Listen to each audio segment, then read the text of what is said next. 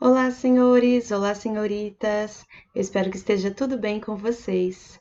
Estava aí em casa pensando como que eu vou entender tudinho a respeito do humanismo? Bom, hoje eu trouxe justamente a solução para esse problema.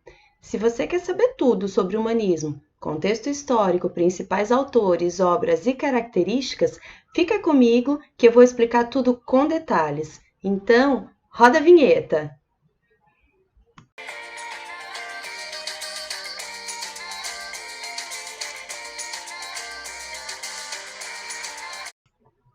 Olá, meus amores, é um prazer estar aqui com vocês de novo. O objetivo é sempre ajudar. Eu espero que vocês gostem bastante desse vídeo sobre humanismo. E se você está sempre ligado nas aulas de literatura, também nas de gramática e redação, se inscreve no canal, coloca aí o seu joinha para eu saber que você está gostando dos vídeos e acompanha, não perde nada. Ativa o sininho que você vai receber todas as notificações dos nossos vídeos, ok? Bom, pessoal, hoje nós vamos começar a falar a respeito do humanismo. O humanismo é uma escola literária bem interessante. É uma escola literária de transição entre duas formas de pensamento. Observem só, o humanismo ele vai começar em 1434, quando o Fernão Lopes é nomeado cronista-mor da Torre do Tombo. E é um período que vai até 1527, quando Sá de Miranda volta da Itália, trazendo os modelos clássicos. Nós temos aí praticamente um período de 100 anos, e é um período bom para uma escola literária, porque nos permite ver as mudanças de pensamento, a maneira como se escrevia naquela época, e também a reflexão de todo um contexto histórico e social. Então é bem interessante. Agora, para a gente começar, muita gente pergunta: mas professora, o que era a Torre do Tombo? Então, tentando simplificar, a Torre do Tombo era um misto de cartório e biblioteca. Naquela época, eles começam a fazer os registros, principalmente de nascimentos, genealogia, quem era filho de quem. Isso era importante, principalmente no caso dos reis e dos nobres, por causa das heranças, não tinha testamento como a gente tem hoje. Então, para saber quem tinha direito à herança, quem tinha direito ao trono, era importante ter esses registros. Então, os registros de linhagem, genealogia ficavam guardados na Torre do Tombo, certo? Quando uma pessoa morria e não tinha filhos, eles tinham que saber quem era o parente mais próximo para ter direito àquelas terras. Também ficavam guardados na Torre do Tombo os principais cancioneiros. Os cancioneiros, nós vamos falar um pouquinho mais deles daqui a pouco, mas eles foram livros que compilavam cantigas de vários autores. Não só cantigas, mas também as poesias palacianas, das quais nós vamos falar, e elas foram muito importantes, porque elas nos permitiram conhecer o período do humanismo, né, com mais detalhes, com uma visão mais aprofundada. Então, foi tudo graças à Torre do Tombo, porque lá foi que se compilou, lá que se guardou todo esse registro histórico, né, e literário do período, certo? E o Fernão Lopes era o responsável, então, pela Torre do Tombo. Nós vamos falar bastante do Fernão Lopes hoje. Olha, para a gente entender um pouquinho do que estava acontecendo naquela época, observem só. No contexto histórico-social, o humanismo fica exatamente num período de transição de pensamento. Nós temos a transição entre o trovadorismo e o renascimento, temos a transição entre uma maneira de pensar teocêntrica e uma maneira de pensar antropocêntrica. Então, esse período de transição, que é o humanismo, vai trazer tanto características ainda ligadas à religião, como sendo a forma principal, fundamental das pessoas conhecerem as coisas do mundo, mas também já traz algumas dúvidas, alguns questionamentos que vão ser aprofundados e esclarecidos no período seguinte, que é o Renascimento, né? Eles já começam a questionar algumas coisas que têm a ver com a forma de pensar antropocêntrica, certo?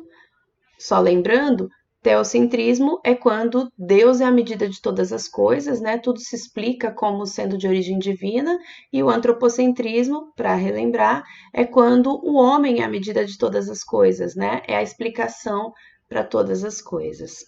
Ok? Então, nós estamos aqui nesse meio de caminho, tá? O humanismo se trata justamente disso, estamos no meio do caminho entre essas duas formas de pensamento. E do ponto de vista histórico, acontece um pouco mais. Observem só alguns fatos importantes. Nesse período, pessoal, nós temos a crise do feudalismo. Já falamos a respeito disso, né, num outro vídeo do trovadorismo, mas nesse período o feudalismo entra em decadência porque as divisões políticas, as divisões de terras já estavam feitas e consolidadas, então as pessoas não têm mais medo das invasões bárbaras, então elas começam a sair dos feudos e se instalar na borda dos feudos, onde surgem os burgos, que seriam as primeiras vilas, as primeiras cidades, né? Esses burgos começam a praticar o comércio, principalmente, né? Compra, venda, e aqueles que trabalham e moram nos burgos passam a se chamar burgueses. Então surge aí uma classe social, a burguesia. E a burguesia, pessoal, com o tempo começa a prosperar, ela começa a ter mais lucro, a conseguir uma certa estabilidade. Com isso, nós temos várias coisas acontecendo. Nós temos também o que se chama de mecenato. O mecenato era meio que uma forma de patrocínio, para a gente entender o que acontece hoje, né? As empresas, as pessoas que têm dinheiro, muitas vezes patrocinam um esportista, por exemplo, né? Um atleta. Naquela época, o mecenato era uma forma de patrocinar a arte. Então, essas pessoas que tinham bastante dinheiro patrocinavam um pintor, um escultor, para que ele pudesse ter ali o sustento e poder exercer a sua habilidade, né? Colocar em prática ali a sua arte. Tudo bem? Bom, além do mecenato, nós temos nesse período, pessoal, a crise da Igreja Católica, porque também surge nesse período a reforma protestante de Martinho Lutero. Então, se começa a questionar alguns dogmas da Igreja Católica, ele começa a questionar algumas coisas, entre outras coisas, ele queria muito que a Bíblia estivesse na linguagem do povo, então Martinho Lutero traduz a Bíblia para o alemão, porque até então ela só era usada em latim, e a maioria das pessoas não dominavam o latim. Então, todas essas mudanças estão acontecendo aqui nesse período, né? Essa visão que começa a ser diferente. Mas por que só assim? Eu não posso fazer um pouquinho diferente? Então, a gente tem essas mudanças. Bom, nesse período também, a gente tem um fator importante que é o surgimento da imprensa. Gutenberg, ele forma a primeira prensa de tipos móveis. E com essa prensa de tipos móveis, era possível fazer, por exemplo, várias páginas de livro em muito menos tempo do que se fazia lá no trovadorismo com os monges copistas, né? Até porque, como nós já falamos anteriormente, era um trabalho mais artístico, né? Desses monges copistas. E agora nós temos o desejo de informação. A informação começa a chegar mais rápido com a imprensa, através de Gutenberg. Nós temos também nesse período o mercantilismo, começa a haver o giro de capital, o giro de mercadorias, tudo isso começa a se tornar mais importante à medida que as pessoas saem dos feudos. E também temos nesse período o início das grandes navegações, que nós vamos ver vão se tornar cada vez mais prósperas no período seguinte, ok? Bom, além disso, pessoal, nós temos também, no contexto cultural e artístico, alguns autores que se destacam na literatura. Nós temos, por exemplo, Dante Alighieri com a Divina Comédia, Petrarca com o Cancioneiro e Boccaccio com o Decameron. A Divina Comédia se destaca, né, por descrever de acordo com o pensamento da época, né, os vários círculos que levavam uma pessoa do inferno até o céu. Então, ela podia passar por várias etapas aí, entre o inferno e o céu, havia o limbo, o purgatório, e cada um deles tinha várias etapas, né, em que as pessoas poderiam estar para melhorar e chegar aos céus. Então, é uma obra bastante famosa do Dante. Em Portugal, a gente vai ter como destaque os cancioneiros. Os cancioneiros, como eu falei, são o ajuntamento, a compilação de diversas cantigas, não era de um autor só, como num livro. Eram cantigas, eram poesias palacianas de diversos autores, então, autores variados. E elas vão marcar esse período de uma maneira bem interessante. Os principais cancioneiros que nós temos, olha só, estão aqui. O Cancioneiro Geral, do Garcia de Rezende, é sem dúvida o mais famoso, mas nós também temos várias cantigas muito interessantes no Cancioneiro da Ajuda, Cancioneiro da Vaticana e o Cancioneiro da Biblioteca Nacional. Muitas dessas cantigas chegaram até nós por estarem guardadas nesses cancioneiros, né? E não só cantigas, a gente fala cantigas porque o nome cancioneiro lembra cantiga, mas não só as cantigas trovadorescas, mas principalmente as poesias palacianas que nós temos no período do humanismo, ok? Agora, pessoal, não havia só poesia nesse período, nós temos também teatro. A primeira forma de teatro que nós temos em Portugal surge com Gil Vicente. Gil Vicente, ele escreveu, gente, diversas obras, são muitas mesmo, a lista é muito extensa. Mas, dentre essas obras, nós destacamos aqui as mais conhecidas, as principais, tá? Nós temos aqui o Alto da Barca do Inferno, o Alto da Barca da Glória e o Alto da Barca do Purgatório, que formam o que a gente chama de trilogia das barcas, tá? Dessas três, se destaca o Alto da Barca do Inferno, sem dúvida a obra mais famosa do Gil Vicente, ou a segunda mais famosa talvez, né? Alguns consideram o Alto da Barca e alguns consideram a Farsa de Inês Pereira.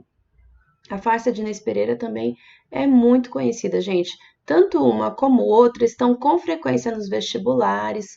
Quando se fala de Gil Vicente, é muito importante ler essas duas obras, entender essas duas obras, porque a gente vai entender o espírito, né, por trás da obra do Gil Vicente de uma maneira geral. A gente também tem aqui em destaque um trecho do Alto da Lusitânia que se chama Todo Mundo e Ninguém. Nesse trecho do Alto da Lusitânia, a gente vai ver dois personagens, né? O Todo Mundo e o Ninguém. E esses personagens fazem referência de uma maneira bastante, vamos dizer assim, humorística e engraçada, àquilo que todo mundo deseja e aquilo que ninguém quer fazer, né? Então, vale muito a pena ler também. Temos aqui também o Alto da Índia e o Velho da Horta. São as obras mais conhecidas do Gil Vicente. Falando um pouquinho do Alto da Barca do Inferno, o que a gente tem? Nós temos ali no cenário duas barcas. Lembrando que naquela época as peças eram encenadas em locais, por exemplo, como o quarto de um rei, de uma rainha, uma sala de um castelo. Então, não havia um aparato para que se fizesse troca de vestimenta, troca de cenário. Então, o cenário era bem simples, bem rudimentar. Então, em O Alto da Barca do Inferno, temos uma barca de um lado e uma barca do outro, certo? Uma barca tem como barqueiro ou arrais, que era o nome que eles chamavam na época, um anjo. E a outra barca tem como arrais ou barqueiro um diabo, tá? Então, o anjo estava com a barca do céu e o diabo na barca do inferno. Daí, chegam ali ao cais, ali ao Rio da Morte, à margem, né, do Rio da Morte, as pessoas que morreram, as almas que morreram ali e estão procurando a passagem para o céu ou aquela que ninguém quer, para o inferno. Daí, o Gil Vicente vai mostrar que a maioria das personagens chega, passa pela barca do inferno, conversa com o diabo e com o seu companheiro, e aí eles falam, não, mas eu não quero ir para o inferno. Quando eles descobrem o destino, eles falam, não, mas eu fiz coisas boas. E aí, ironicamente, o diabo mostra todos os defeitos, todas as coisas ruins que aquela pessoa fez em vida. Mas geralmente a personagem inconformada decide ir para a barca do anjo, vai para a barca do céu, conversa com o anjo, e aí o anjo, de uma maneira assim, muito. ah, Às vezes até, vamos dizer assim, desprezando aquela personagem, o anjo fala: Não, aqui você não vai. Você fez isso, isso, isso e isso. Não, aqui não tem lugar para você. E aí a personagem se vê obrigada a fazer o quê? Voltar para a barca do inferno. Então isso acontece com muita frequência. E uma coisa que é interessante também, nessa obra e em várias outras do Gil Vicente, é que essas personagens, quando chegam ali naquela condição, né, de pessoas que morreram e querem a passagem, elas trazem consigo tudo aquilo que as tornou pecadoras em vida, né? Então o fidalgo traz um pajem que tem que carregar a cadeira dele, que tem que carregar ao mesmo tempo a cadeira e a capa do fidalgo. Então ele, com uma mão ele carregava a cadeira, com a outra ele carregava a capa do fidalgo para aquele fidalgo sentar, se porventura ele estivesse cansado, né? Mostrando toda a arrogância daquele fidalgo em vida, né? O onzeneiro, que seria a mesma coisa que um agiota hoje, ele traz um bolsão de dinheiro, né? A prostituta traz ímãs postiços. O frade, que era um padre que tinha uma amante, ele traz junto a Florença, que era sua amante em vida. Então, eles sempre trazem consigo os pecados que eles faziam em vida e que as fez chegar até ali e que as fez ter que embarcar na barca do inferno. E temos apenas 4 personagens que são dignas da barca do céu nessa obra, mas vocês vão ter que ler para saber quais são elas, ok?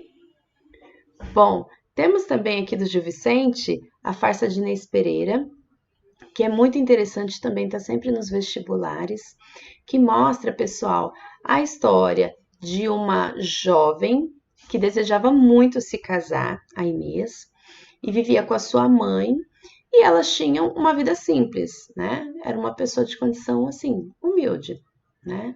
Não pobre, mas também não era uma nobre. Então, uma pessoa simples. E a Inês Pereira queria muito se casar com um homem que fosse educado, que soubesse cantar, tocar viola, um homem divertido. Ela começa a obra reclamando de ter que costurar, de ter que fazer serviço de casa. Ela fala que não queria ser como panela sem asa que só fica num lugar. Então, ela tem esse desejo, né, de uma vida cheia de emoção, de aventura, diferente da vida doméstica naquela época. E a Inês, ela fala isso para a mãe e a mãe dá conselho: filha, a melhor coisa é a gente ter uma pessoa que cuide da gente, que nos dê estabilidade. Mas ela não queria nada disso, ela não pensava assim, né? Então a mãe, ela representa aquela visão mais tradicional, a Inês aquela visão inovadora, sonhadora. E é interessante notar que essa obra do Gil Vicente, ela foi feita baseada num provérbio, num dito popular que era muito comum na época. Alguns homens duvidavam de que era Gil Vicente que escrevia de fato aquelas peças, né? E começaram a questioná-lo. Então Gil Vicente falou: Bom, eu aceito o desafio, me deem um mote, um tema e eu escrevo a peça. E aí foi dado para ele como tema o provérbio popular: Mais quero um asno que me leve que um cavalo que me derrube. Traduzindo aqui para os nossos dias, eu prefiro um asno que me leve do que um cavalo que me derrube. Então, com base nisso, ele fez a obra. Então, a Inês Pereira, ela procura um marido, ela quer de todo jeito se casar, mas um homem que seja do jeito que ela deseja. E aí o que acontece? Ela pega e recebe como pretendente o Pero Marques. Pero Marques era um camponês rico, mas ele era muito bobinho, ele era assim, uma pessoa muito simples, não tinha maldade. E a Inês acha ele tolo demais. A Inês não queria um homem assim. E ela rejeita o Pero Marques. Daí aparecem na obra dois judeus casamenteiros e falam para Inês de um escudeiro, de um homem avisado, que sabia tocar, dançar, cantar, etc. E ela fica encantada com a ideia e aceita se casar com o escudeiro Brás da Mata. Brás da Mata, num primeiro momento, parece ser uma pessoa do jeito que a Inês queria, mas é só casar, gente. O que ele faz?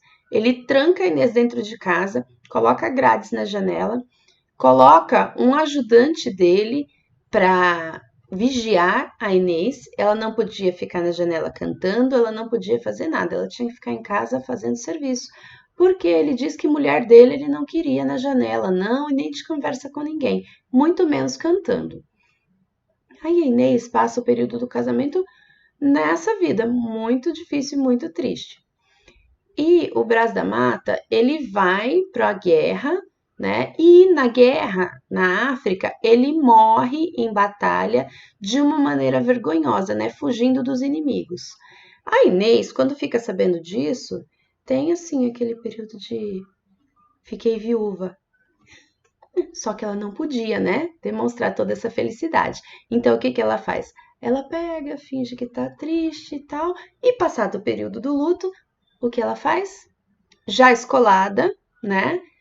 Percebendo agora o conselho da mãe, que era sábio, ela vai e se casa com o primeiro pretendente, que era o Pero Marques. Casa-se com o Pero Marques, que fazia tudo que ela queria, né? E em um determinado momento, ela reencontra um ermitão que foi antigamente apaixonado pela Inês. E esse ermitão, ele passa, né, a ficar sozinho lá numa ermida e ela se torna amante desse ermitão e pede pro Pero Marques que a leve, porque ela fala que vai nesse lugar de oração, nessa ermida, né? E pede que o marido a leve lá.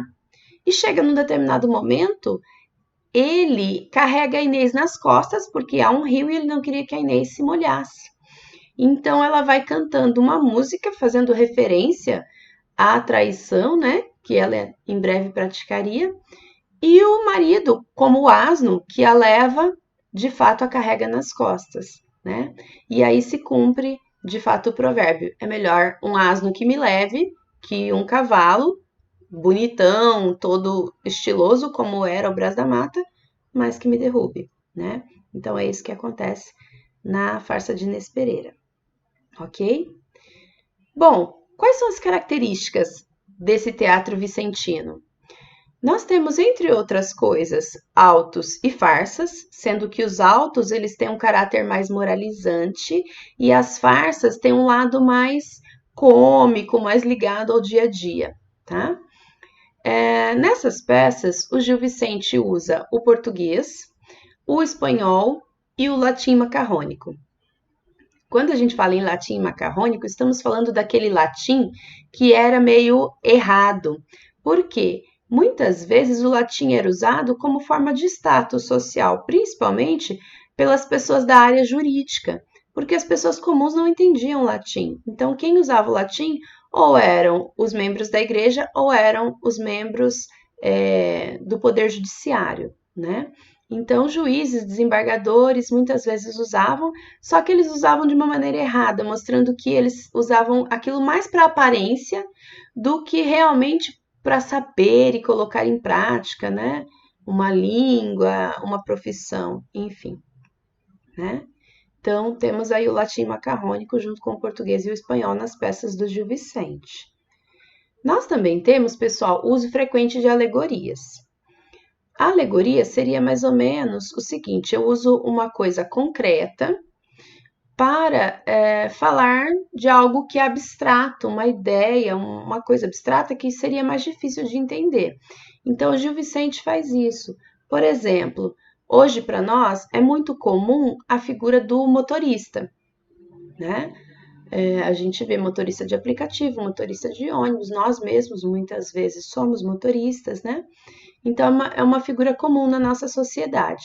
Semelhante ao motorista, naquela época havia o barqueiro, né? Porque o comércio através dos rios, dos mares, era muito intenso. Então a figura do barqueiro era muito comum. Para dar para nós a ideia de bem e mal, das ações boas ou ruins, o Gil Vicente usa essa figura do barqueiro, que era o arraiz, né? Eles chamavam de arraiz. Então, aí ele coloca representando o bem o arraiz do céu, que era o anjo, e o arraiz do inferno, que era o diabo, representando o mal.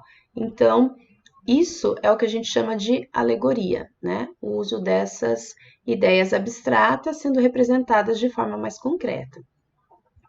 Além da alegoria, nós também temos nas peças do Gil Vicente o uso da unidade espaço-temporal aristotélica.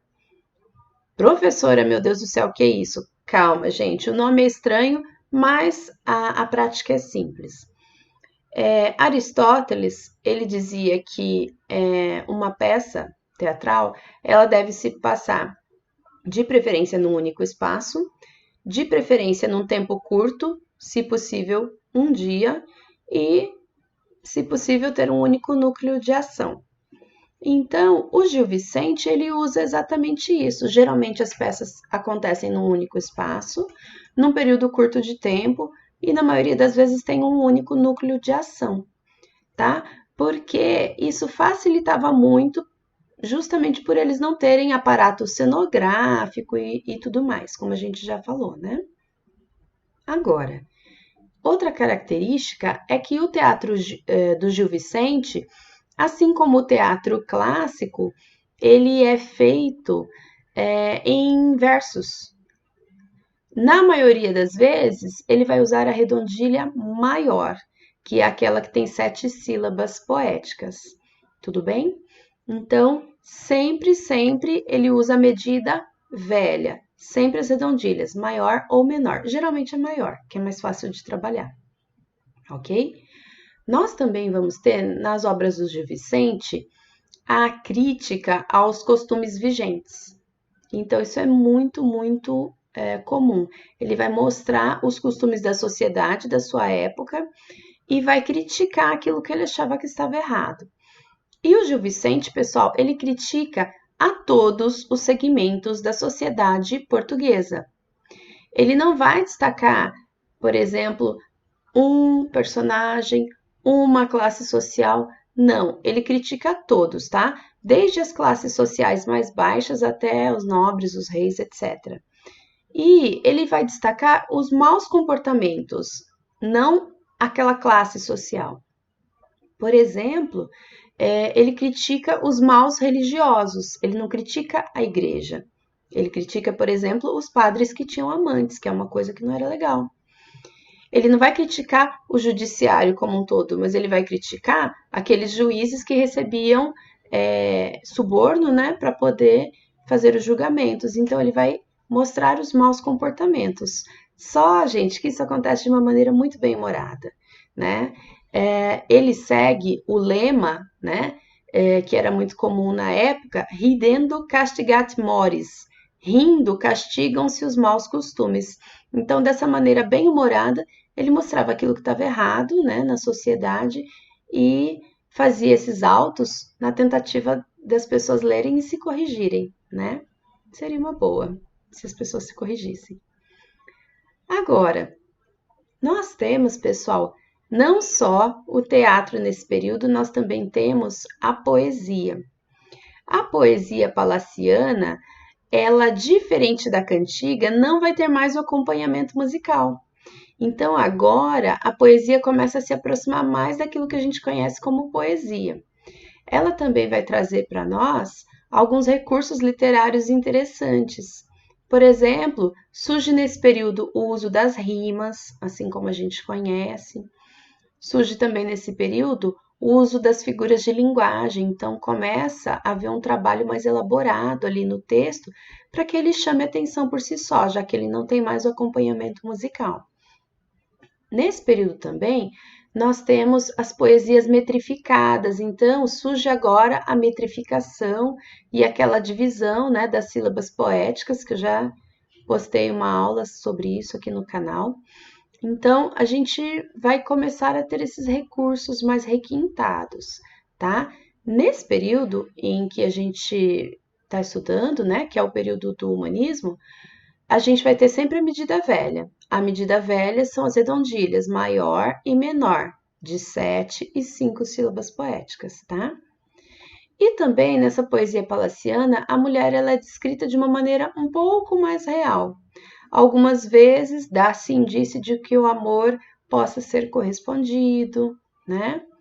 Mas o sofrimento por amor continua, gente. Acho que é meio de praxe, né? Independente da época. Olha só, eu trouxe como exemplo aqui pra gente uma poesia do João Ruiz de Castelo Branco, que diz para nós, olha, Senhora, partem tão tristes meus olhos por vós, meu bem, que nunca tão triste vistes outros nenhuns por ninguém. Tão tristes, tão saudosos, tão doentes da partida, tão cansados, tão chorosos, da morte mais desejosos 100.000 vezes que da vida. Partem tão tristes os tristes, tão fora de esperar bem, que nunca tão triste vistes outros nenhuns por ninguém. Então, olhem só, nós temos aqui esse poema, né, do João Ruiz de Castelo Branco, e ele vai mostrar a separação entre os amantes. O eu lírico aqui, nós sabemos que se trata, né, do eu lírico masculino, porque ele chama a mulher de senhora.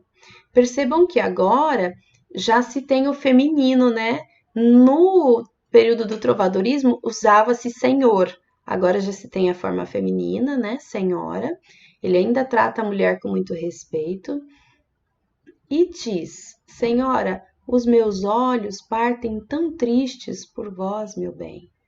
Percebam que ele usa aqui uma metonímia, né? Ele usa parte, os olhos, para exprimir o todo, né? A pessoa do eu lírico.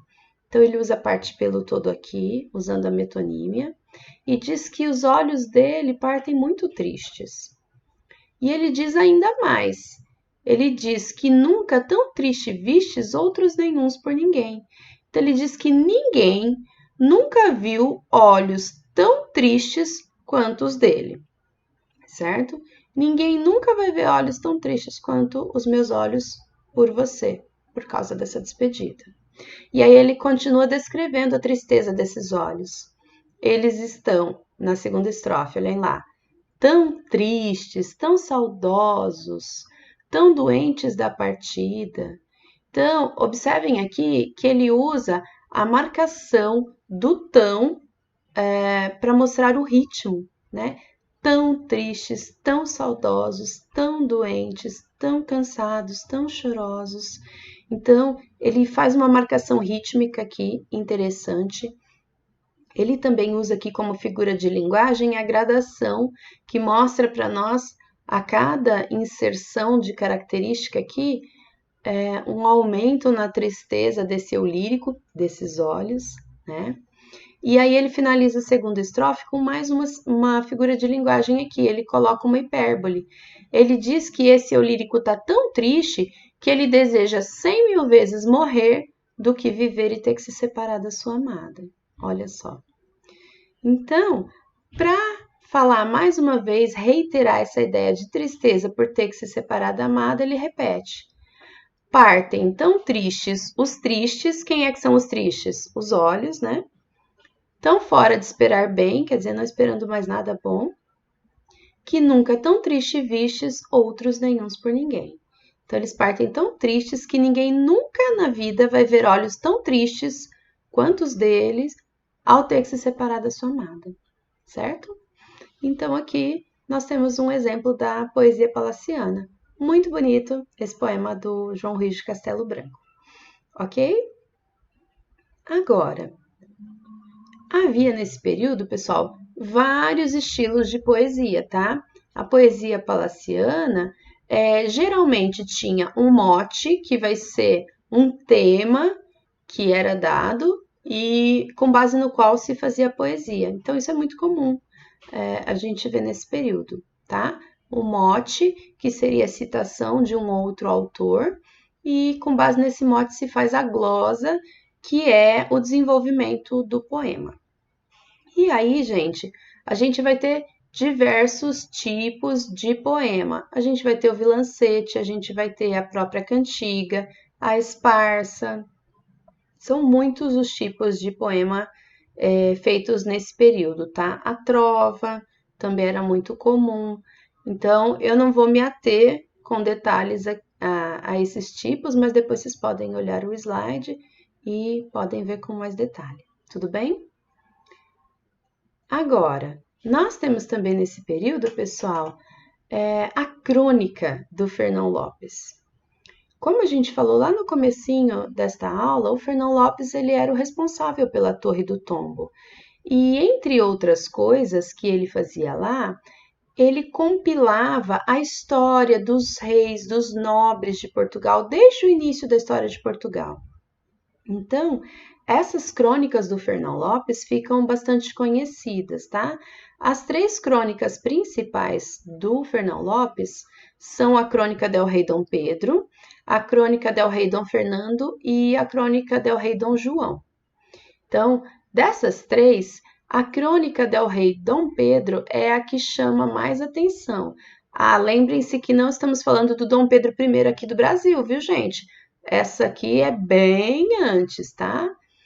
Então, nessa crônica do rei Dom Pedro I, ele vai falar a respeito de vários aspectos. Entre esses aspectos se destaca um acontecimento que é a morte de Inês de Castro. Inês de Castro era uma mulher que trabalhava na corte, ela era de origem castelã, ela era aia da Dona Constança, né? E o Dom Pedro se apaixona por ela. Eles têm um caso e às escondidas eles têm 4 filhos. Ela morava, né, tinha a casa dela ali às margens do rio Mondego e ele a encontrava de vez em quando e ela engravidava e tal. Tiveram 4 filhos. A verdade era que o rei sabia da situação, mas o medo, não só do rei, mas também dos ministros do rei, era que o Dom Pedro resolvesse, vamos dizer assim, legitimar esses filhos. E aí eles teriam direito ao trono. Se ele se casasse com a Inês, legitimasse os filhos, eles teriam direito a tudo. E o problema era que a Inês era de origem castelã, né? De origem espanhola. Então, eles tinham medo que Portugal caísse em domínio espanhol. Por isso, os ministros do rei, Dom Afonso, começam a falar no ouvido dele. E eles acabam convencendo o rei a matar Inês. Num determinado momento, o Dom Pedro viaja e durante essa viagem, ele fica bastante tempo fora, durante essa viagem eles tramam a morte de Inês. Inês é morta na frente dos filhos, o que se torna assim um escândalo, né, em Portugal na época. Mas não só isso. Quando o príncipe, né, Dom Pedro chega e fica sabendo do que aconteceu com a sua amada, ele fica enlouquecido, ele fica enfurecido, ele briga com o pai, ele fica louco atrás daqueles que mataram a sua amada Inês. E ele queria também saber quem eram os mandantes, aqueles que convenceram o pai dele a permitir essa barbárie. Então, quando o Dom Pedro consegue pegar 2 dos 3 assassinos de Inês, ele resolve tramar uma vingança. E essa vingança é descrita aqui pelo Fernão Lopes. Observem só aqui, no próximo slide.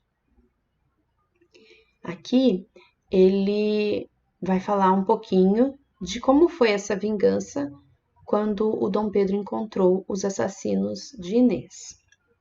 Ele diz assim, olha, A Portugal foram trazidos Álvaro Gonçalves e Pero Coelho, e chegaram a Santarém, onde o rei Dom Pedro era. Então, a Portugal foram trazidos o Álvaro Gonçalves e o Pero Coelho, que são os dois assassinos, né, da Inês, e eles foram trazidos a Santarém, onde o rei Dom Pedro era, no caso aqui, onde o rei Dom Pedro estava.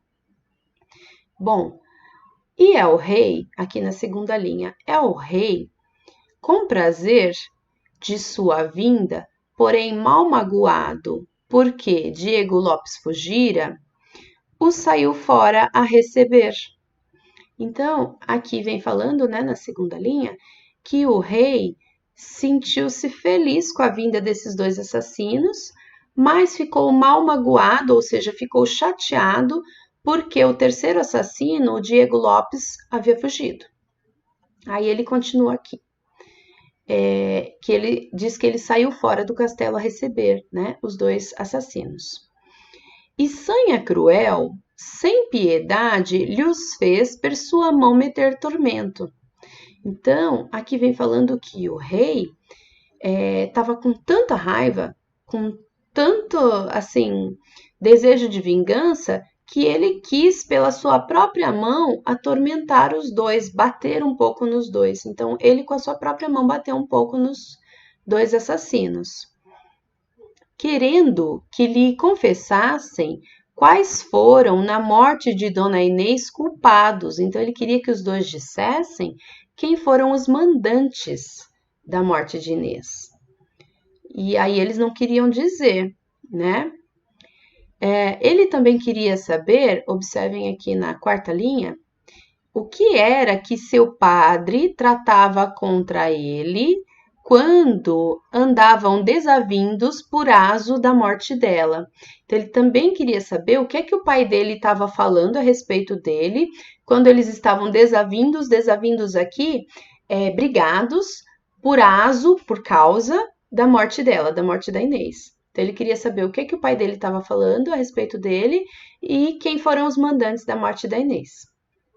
Aí ele continua dizendo assim, olha, e nenhum deles respondeu a tais perguntas, coisa que a el rei provesse.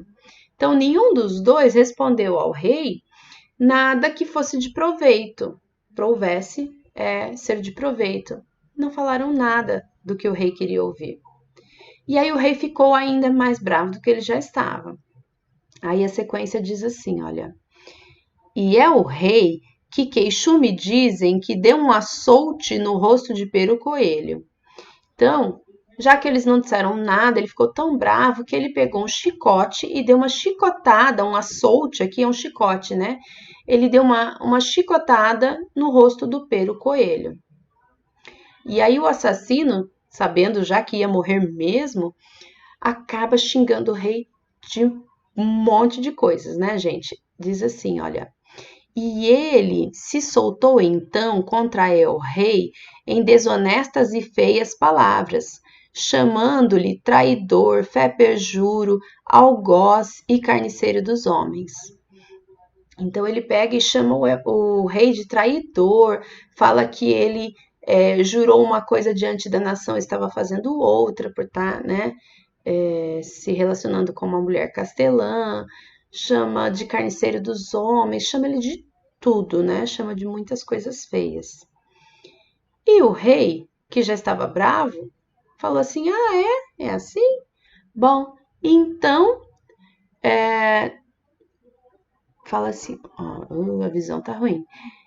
E ao rei, dizendo que trouxessem cebola e vinagre para o coelho, enfadou-se deles e mandou-os matar.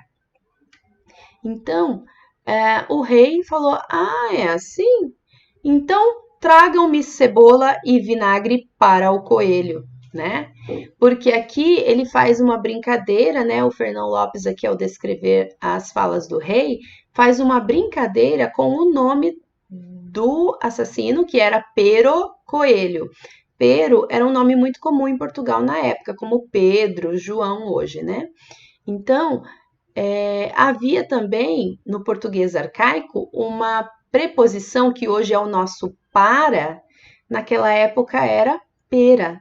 Então ele brinca, fala: tragam-me cebola e vinagre pera o coelho, para o coelho, o pero coelho, o assassino. Por quê? Ele quer dizer assim: você tá achando ruim? Você vai para a panela, coelhinho, vai ser morto, né?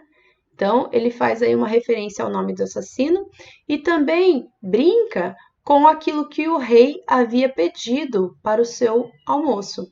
Ele havia pedido coelho para o almoço e, de fato, é aquilo que o rei vai comer na sequência. O que acontece? Nós temos a sequência aqui, ó. A maneira de sua morte, sendo dita pelo miúdo, seria muito estranha e crua de contar. Então, aqui o Fernão Lopes faz um suspensezinho básico, né?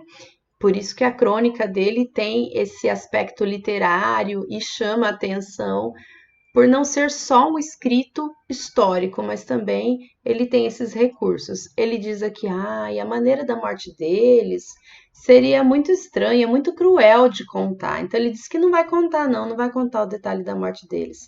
Mas na sequência, olha o que ele faz.